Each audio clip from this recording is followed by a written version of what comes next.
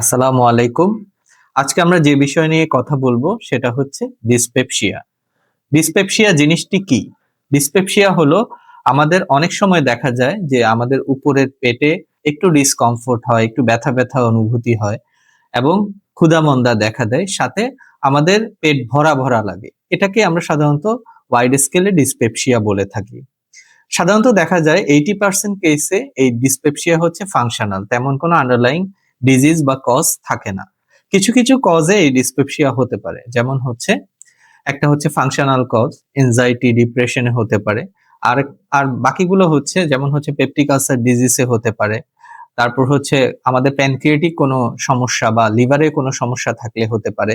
এছাড়া যদি আমাদের কিডনিতে কোনো সমস্যা থাকে, সিকেডি থাকে, আমাদের রক্তে যদি ক্যালসিয়ামের পরিমাণ বেড়ে যায় বা দেখা যাচ্ছে যে আমাদের আমাদের যদি অনেক দিন ধরে ব্যথার ওষুধ খাওয়ার প্রবণতা থাকে বা আয়রনের ওষুধ, এগুলোর কারণে আমাদের ডিসপেপসিয়া হতে পারে।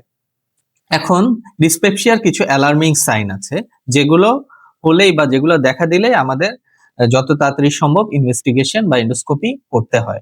সেই অ্যালার্মিং সাইন গুলো কি কি? একটা হচ্ছে ডিসফেজিয়া, আমাদের ঢোক গিলার সময় যদি আমাদের ব্যথা অনুভূত হয়, সাথে যদি আমাদের রক্ত বমি হয় বা কালো পায়খানা হয় এবং দেখা যাচ্ছে পারসিস্টেন্ট ভমিটিং হচ্ছে, অনেকদিন ধরে ভমিটিং হচ্ছে, সাথে আনইনটেনশনাল ওয়েট লস হচ্ছে এবং আমাদের এনিমিয়া রক্তশূন্যতা দেখা দিচ্ছে এবং উপরের পেটে যদি আমাদের কোনো চাকা অনুভূত হয়, এগুলো হচ্ছে অ্যালার্মিং সাইন। এই অ্যালার্মিং সাইন দেখা দিলে আমাদের যত তাড়াতাড়ি সম্ভব ডাক্তারের পরামর্শ নিতে হবে এবং আমরা তাদেরকে এন্ডোস্কোপি সাজেস্ট করে থাকি। এখন আসা যাক আর কি কি পরীক্ষা আমরা করি। যদি অ্যালার্মিং সাইন থাকে, আমি অলরেডি বলেছি আমাদের এন্ডোস্কোপি করতে হবে। আর যদি এইজটা যদি 55 ইয়ার্স এর বেশি থাকে, সেক্ষেত্রে আমাদেরকে এন্ডোস্কোপি করতে হবে।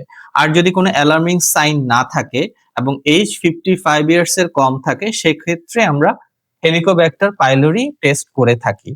এই হেলিকোব্যাক্টার পাইলোরি টেস্ট যদি করে আমরা এটা পজিটিভ পাই, তাহলে আমরা তাকে হেলিকোব্যাক্টার পাইলোরি ইরাডিকেশন থেরাপি দিয়ে থাকি। তবে অবশ্যই ডাক্তারের পরামর্শ ছাড়া ওমিপ্রাজল বা পিপিআই বা গ্যাস্ট্রিকের ওষুধ খাওয়া ঠিক না। এটা আমি আমার আগের এপিসোডে বলেছি, অনেক ক্ষতি হতে পারে। সুতরাং আমাদের অবশ্যই ডিসপেপসিয়া উইথ অ্যালার্মিং সাইন যদি থাকে, আপনারা অবশ্যই ডাক্তারের পরামর্শ নিবেন এবং সেই অনুযায়ী ব্যবস্থা গ্রহণ করবেন। ধন্যবাদ।